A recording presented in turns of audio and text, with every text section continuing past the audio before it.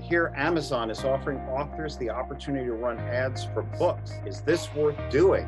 How do I get started? It's a great question. My agency works with all sorts of different advertising platforms, and Amazon is one of those unique ones. They like to use their own system. They don't like to play with others.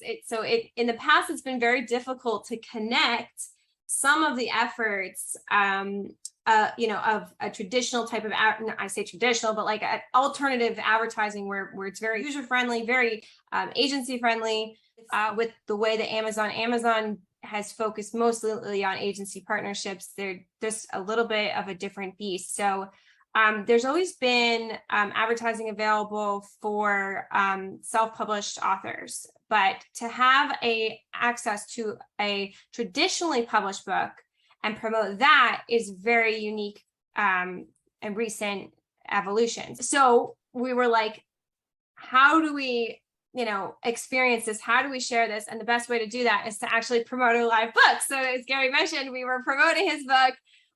This copy sold and then sold out, and there was no new books because there was no publisher. So that was very sad. But in that, geniuses, but had no product. Yeah, genius with no product, right? Which is a good problem to have, but it really brought to light a few different opportunities that were hidden in some of the different things. So there's a lot of resources out there for how to actually build an ad campaign. It's a pretty simple process, but as far as how to really make it work for you and get the most out of it, we found a couple different things, and I had a little bit of advice to share for somebody who's venturing down that path. So if you are self-published, it's great. If you're traditionally published, then this is even better news for you. A lot of my coaching recently has been like, in support of traditional publishers, here's what you need to do.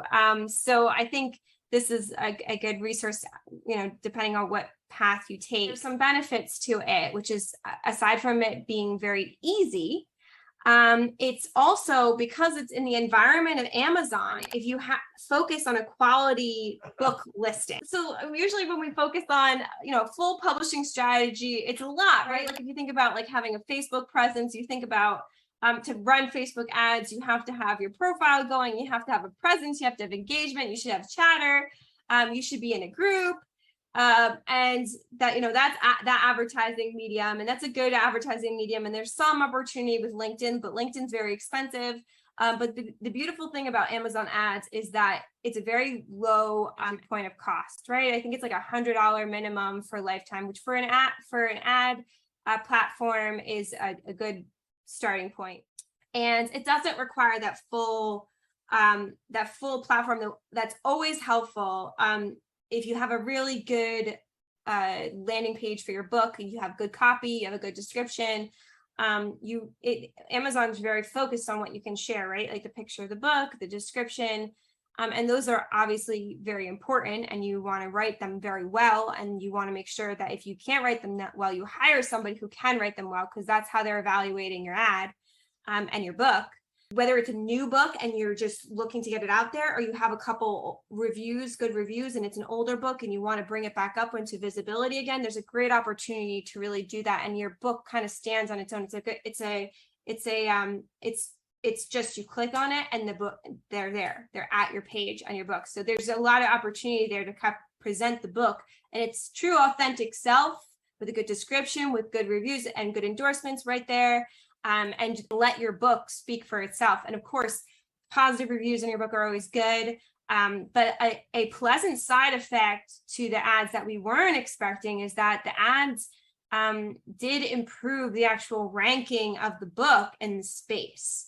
So that was very interesting kind of side effect that was valuable, especially if you're launching a new book in a certain, and you have a certain window of an initial launch, and you want to get to that top ranking space where you can get some unpaid sales going, get to capitalizing on your book launch is just a huge opportunity. There isn't a whole lot aside from external, like pumping of the system. You have an event and you direct everyone to Amazon, and then you increase your ranking, and that's great. this is a different kind of thing. So it was very valuable. And even if you have like a smaller budget, even if you're looking to launch your book and you're saving your pennies, there's a lot more legwork that we see with the Facebook ads that you don't really have with Amazon. So it's very exciting to see that. And as far as adding the ad campaign, it's very similar to other types of ad campaigns. So whether you've done an ad campaign before or not, there is like very simple how-to guides, and I will be in the future publishing, fingers crossed, publishing my own like how-to like platform building book with Gary.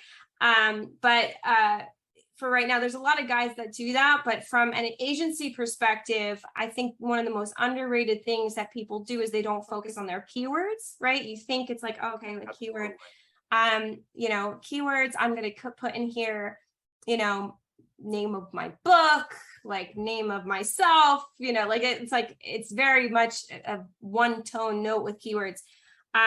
If you have a larger budget, I strongly suggest you start with 100 or 200 keywords and then narrow it down fairly quickly after you launch. It will eat up more of your budget to get valuable data, but it's probably the best investment you could give your campaign initially.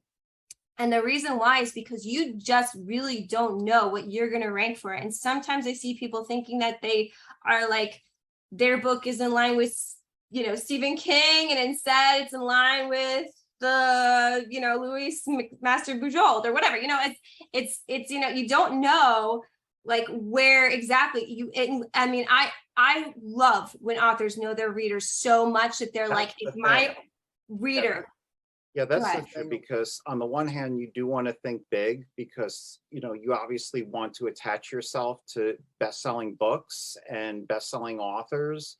At the same time, you have to really know who your audience is, because your ad could just be, fall on deaf ears if that person will not read your type of book or your type of writing. Just to throw Stephen King's name out there might not do anything for you if the book has nothing to do with any of his types of work. So it's really, figuring out what is your sweet spot, and ideally, where would you belong alongside them? Alicia, to your point, because I was fortunate to be on with you guys dialing this in. One of the things that I love about Amazon is that you have people that are in the mindset of consuming. When you're on Facebook, that person's in the mindset of consuming content, but not necessarily pulling out their credit card and swiping it. When you're, Amazon has like a one-click deliverable on your book. And so the barrier, the decision, there's very little space between that person making a decision and purchasing your book and consuming it. So that's exciting. And we've also seen some of the stuff that you could do to really stick out is some of the book teasers, depending on how big you want to go, doing like basically creating a trailer for your book, which brings that extra walkthrough experience to people. So Rick, you had a comment, Rick Bleiweiss? Yeah, yes, I do. I just think it's important to say that according to Boker and ProQuest, there are about 4 million books published in the United States every year, and 1 or 2%, depending on the year, sell 5,000 or more copies. 1/10 of 1% sell 100,000 copies. You're not supposed to depress people. No.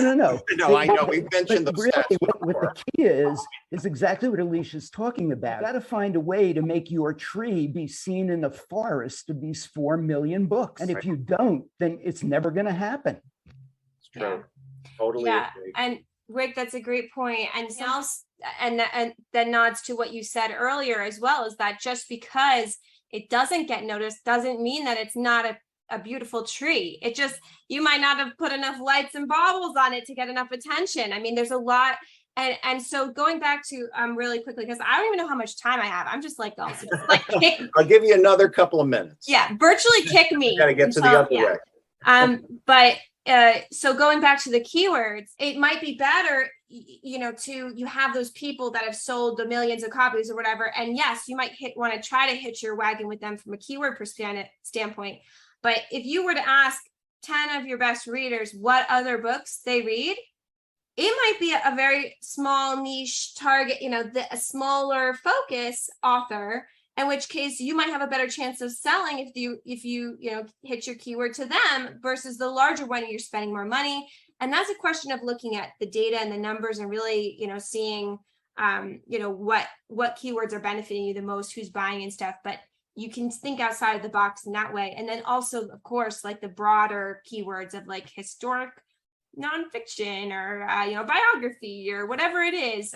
Seeing how those keywords that are a little bit more of a cost maybe initially, but if you can narrow those down, it's a good investment. So it's, to your point, focusing on your tree and differentiating it in the forest also goes back to your goals. Like, what are you trying to accomplish? Are you just trying to have a calling card for your business? In which case, word of mouth and relationships and joint podcasts and joint appearances and, advice, like those are great opportunities. If you want to be like an author, like that's you want to sell a lot of books, then you're going to have to do a little bit of it's going to be more work for sure. It's going to be a lot of work. Because you're not going to have the bonus of extra revenue from other endeavors that are, this is my calling card, but you sign up for this or you buy this and it's great. You're just living off of your book sales. So it's going to be a lot more networking with other authors, doing appearances, book signings, that kind of work, PR, like influencers. It's a lot, but it's a good passion too. It's a lifestyle. It's a passion too. It's like, to think of it like that, like it might not be a full-time passion initially, but it is your passion. I know that Rick, I started in the music industry, right? Like that was like when I was 18, I was driving in and out of New York City, and you're like, the starving artist, but and when somebody's got it and they don't got it. And it's like, if you believe in your book and you find somebody that believes in your book too, and don't hide it under a basket. There's the it factor that people have and books have or whatever, and it's worth pushing that forward and pursuing it if you have it. So that's just a word of encouragement in terms of just going for it. Wait, I just real quick, and I apologize, I've been jumping in here the whole time. Can you imagine what it was like back when Picasso rolled out like the first face that was like, the ears in the wrong spot, the nose in the wrong, people walking down, like, what is that?